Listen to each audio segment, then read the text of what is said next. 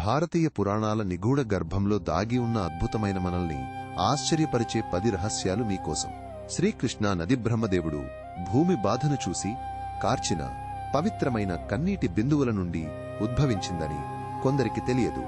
పరమశివుని అచంచలమైన తపస్సును పరీక్షించడానికి పార్వతీదేవి ఒకసారి విష్ణుమాయ అనే పురుష రూపాన్ని సృష్టించింది. యయాతి మహారాజు యవ్వనాన్ని తిరిగి పొందిన తర్వాత నిజమైన ఆనందం ఇంద్రియ సుఖాలలో కాకుండా వైరాగ్యంలో ఉందని ఒక సాధారణ పక్షి నుండి ఈ జ్ఞానాన్ని నేర్చుకున్నాడని చెబుతారు. బ్రహ్మదేవుడు ఒకసారి తన మానసపుత్రి శ్రద్ధను శ్రీ మహావిష్ణువుకు అర్పించాడని, ఇది సృష్టికి మూలమైన ఆత్మార్పణకు ప్రతీక. అశోక వృక్షం సీతాదేవి లంకలో కార్చిన కన్నీటి బిందువుల నుండి పుట్టిందని, ప్రతి కన్నీటి బొట్టు శాశ్వతమైన ఆశకు చిహ్నంగా మారిందని ఒక అద్భుతమైన కథ.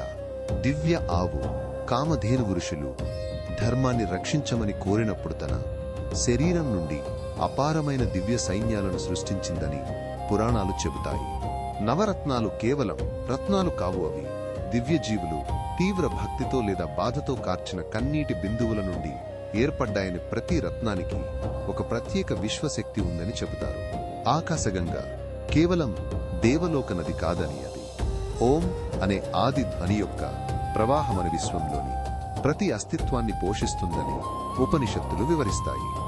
రామేశ్వరంలోని ప్రతి ఇసుక రేణువుపై రామనామం ముద్రించబడి ఉంటుందని, లంకకు వారధి నిర్మించిన దివ్య శిల్పులచే అది జరిగిందని స్థానిక గాథలు చెబుతాయి.